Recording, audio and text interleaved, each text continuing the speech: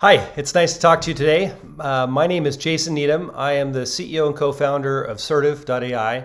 We are a company focused on helping customers secure agents that are running on employee endpoints. So whether you're thinking of coding applications like Claude Code, Cursor, and Codex, or generalized agents and assistants like Cowork or Hermes headless agents, our mission is to help protect and secure both the work and the workstation around these new class of autonomous workers.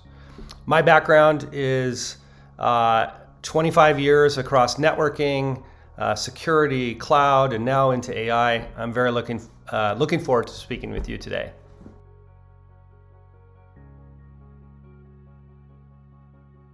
These three dimensions are important topics for agents, but I think reach expands the attack surface the most. The more systems, tools, and data and credentials that an agent can reach, the more paths it has available and the more ways that something can go wrong.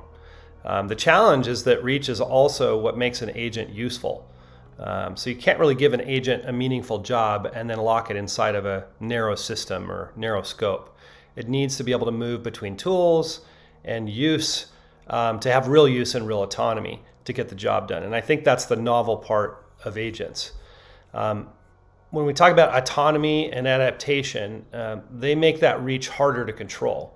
The agents, they can find new paths in the environment that nobody really explicitly designed. They can use access in ways that were technically possible but never expected on a task. And I think we see that in a number of ways out in the wild. And that's why static permissions still matter, but they're not enough on their own. You also need to be able to judge an individual action of an agent based on what they're trying to do and also what's happened so far in the process. You can give an agent a narrow job and a wide tool belt, and it'll use the tool belt that nobody saw coming to go ahead and accomplish a task or achieve a goal.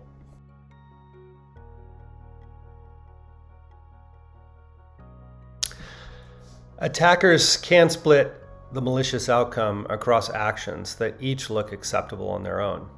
Reading a support ticket, opening an attachment, looking for an internal configuration, and then sending a response, they may all look completely normal. But if the attachment contains a prompt injection, which are hidden instructions to the agent that are processed, or the configuration contains sensitive information, the final response may now be an exfiltration event. And so an individual action is not changed, but everything that's happened before it has changed in the flow. And it's the whole security of the event has escalated.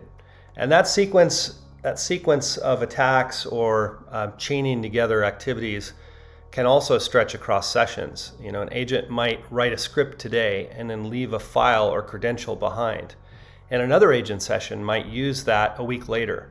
The original conversation is over, but the security consequence is still sitting in the environment.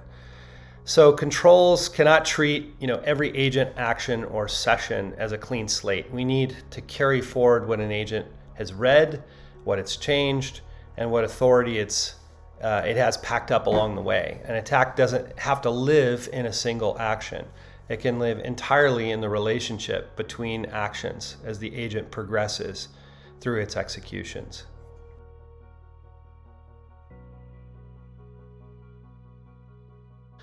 While permissions and access control are important, I have a saying, it's very difficult to scope your way to agent safety.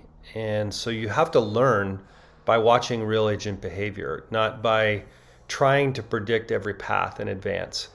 The same task can produce a different sequence of actions each time. And that's part of what makes agents useful.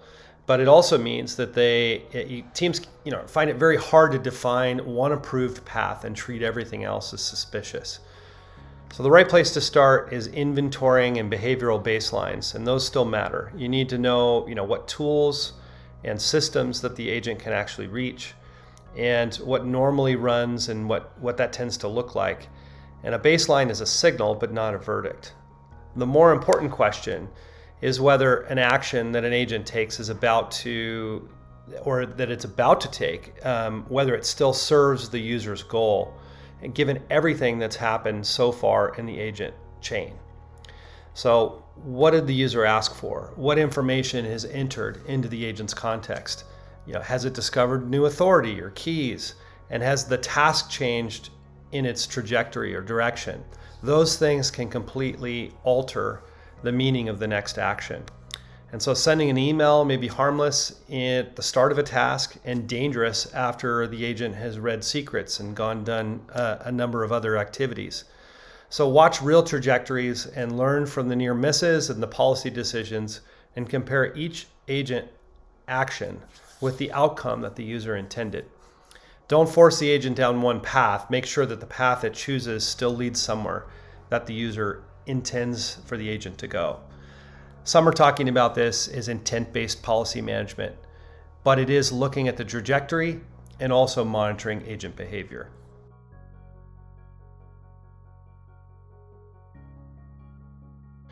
So traditional telemetry and forensic tells you what happens after an action occurs.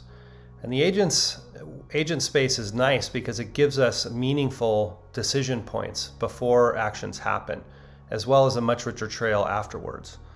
So before execution, you can see a user's instructions and the intent that sent the agent off in the goal, the agent's previous tool calls, where the information entered its context, and what authority it assumed, and the action that it's proposing. Sometimes you can see a plan or the reasoning signal, but after each execution, you can see what actually happened. The tools that were called, the results, the files, the systems touched, and the state changes created, and whether the agent's behavior drifted away from its original task. So that doesn't mean that we can sit and see the models completely, the full truth process, but the chain of thought can be very useful as one signal. It's not the ground truth. The bigger change that we have to do is no longer wait, till after an action occurs, but try to evaluate actions while they're still time, like step by step. Think of it as like a pre-execution control, and then preserve the runtime trail for investigations afterwards. So agents, because they operate at machine speed, I think a system that is judging them as they operate at this trajectory and as they execute tasks is required as a next level of control to safeguard agent work.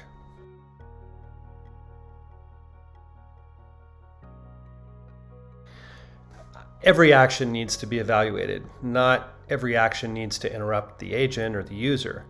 A read, a search, a routine file operation may be allowed silently, but it can still change the risk of everything that follows. And so a useful concept to think about here has been talked about for almost the last year is the lethal trifecta. And it's kind of, a combination of three activities or three capabilities that an agent gathers that may signal elevated risk. That is access to private data, exposure to untrusted content where someone might inject instructions, and the ability to communicate externally. When all three of these things exist in the same agent trajectory, a prompt injection can become a data exfiltration event. And so this is like demonstrated when you connect an agent to just your email system. All three of these conditions can exist with the calendar invites, email, and the ability to communicate and look at your directory and emails and private address books. So state-changing authority adds another serious risk: writing code, deleting resources, sending mail or modifying productions. These may be decisions that you want to look at more carefully. And control does not always need to stop an agent. It might allow the action and then increase the scrutiny or narrow the agent's ability to take next actions, and restrict scope or escalate to a human, or just block as we normally think about things. So don't ask only is this action dangerous? Ask, what does this action mean now, and should it be executing at this time?